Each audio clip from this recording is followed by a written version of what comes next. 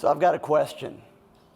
How many of you, and I'm probably wasting my time when I ask this question, have ever had drama in your team? I'm stunned. Let me talk to you. What I want to say today is that most leaders are scared to deal with conflict. And yet what we have seen is most teams do not struggle in reaching their highest level of performance because of a lack of talent, because of a lack of strategic planning, because of a lack of experience. What we have found is the number one factor that can cause a team or a relationship in a business setting to dissipate is the inability to deal with conflict. And what I want to show you very briefly in this process is that you can actually begin to take a completely different mindset in regard to the role of conflict. I want to suggest to you that conflict that is handled well can become a leader's best friend. In my past, one of my original partner and mentor worked with a gentleman by the name of Edwards Deming in Japan for 23 years. And when she was done, she came back and she led an award foundation called the Malcolm Baldrige Quality Foundation. And under Presidents Bush and President Clinton, she was the leading proponent of what great world-class teams look like.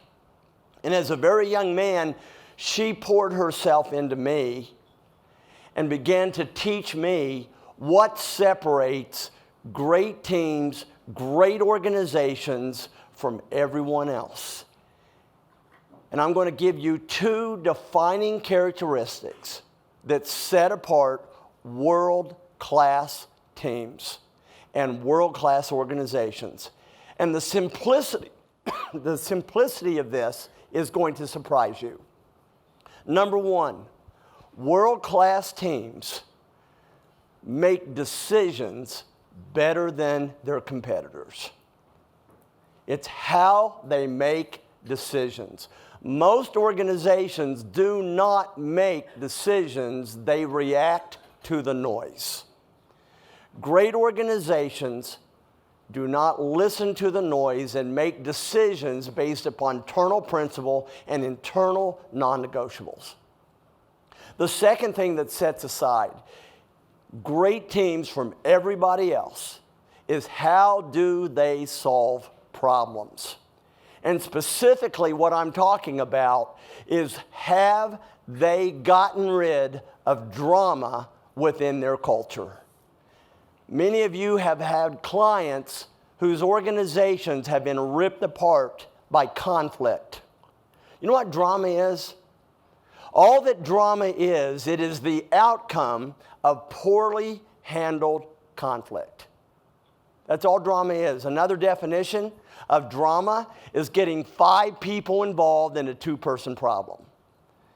Now, I've seen many organizations think that if we do not deal with conflict, it will go away. I was dealing with the superintendent of schools of a large school system in another state.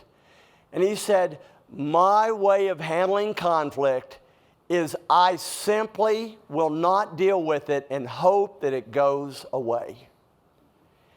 You think that worked? Listen, you either deal with your issues or they will deal with you. If you deal with your issues, you're being proactive. If your issues deal with you, you're being reactive. Now, let me give you an insight. The things that typically tear apart teams and cause them not to perform, and we all know we have seen teams that have received a lower valuation because of the level of conflict that is going on in the organization. Conflict can cost organizations a lot of money in terms of productivity, in terms of profitability and in terms of the end game, in terms of if that company sells. And we know that one of the first things that an organizational leader will look for when they buy an organization is what is the health of the leadership team. And what defines a leadership team as much as anything is its ability to handle conflict well. Now let me say this. In every meeting of 2 or more people, whether it's a team meeting, whether it's meetings with your clients, whether it's an organizational meeting, whether it's a meeting with a peer, or if you're schizophrenic, you can do it all by yourself.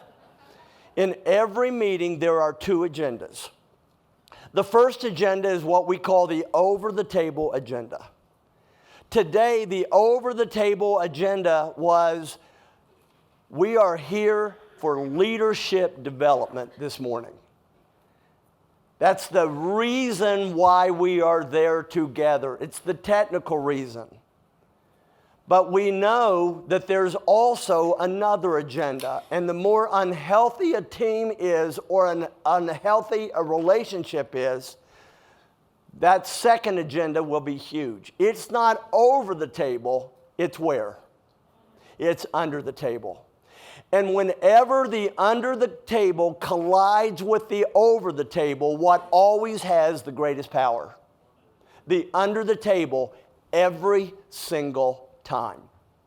The under the table is where your toxic employees live because they have not been confronted, they have not had boundaries set, and as a result, they have ruled the organization from under the table. By the way, if you have a toxic teammate that is doing under the table things that are going against the culture and the values of the organization, and they're allowed to get away with it, I just want you to know the person who is leading the organization is not the person with the title. It is the person who is allowed to live freely under the table and set toxic agendas. And so what we know is this: world-class teams get rid of the under-the-table agenda. You know what an under-the-table agenda is? It's what everybody is thinking, but what? Not saying. And so true, powerful, healthy, high-productive teams that often have a profitability rate as much as 3.5 times those companies that are not effective in conflict, they address their drama. Now, what I want to talk, let me say this.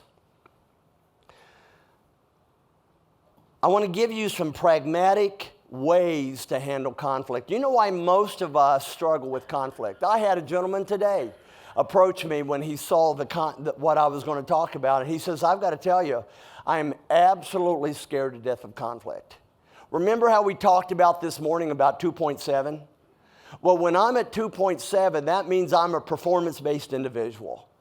And what that means is my sense of validity comes from how other people evaluate my performance.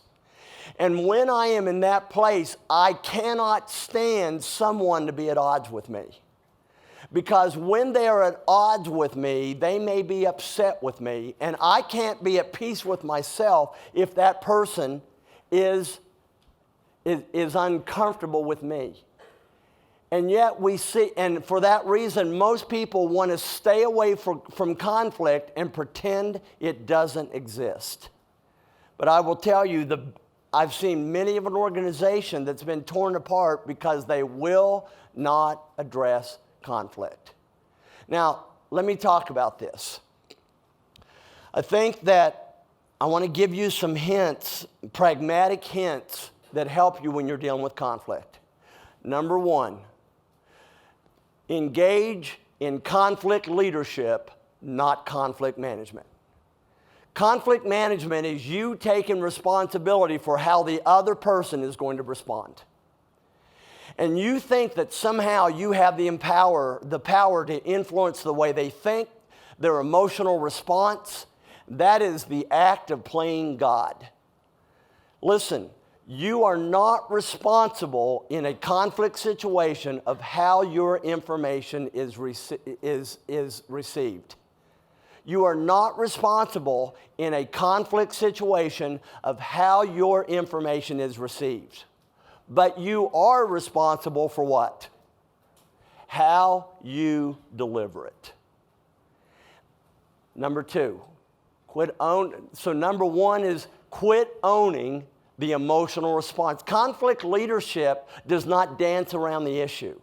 It doesn't massage, it doesn't hold off some of the information because it's going to make the other person comfortable.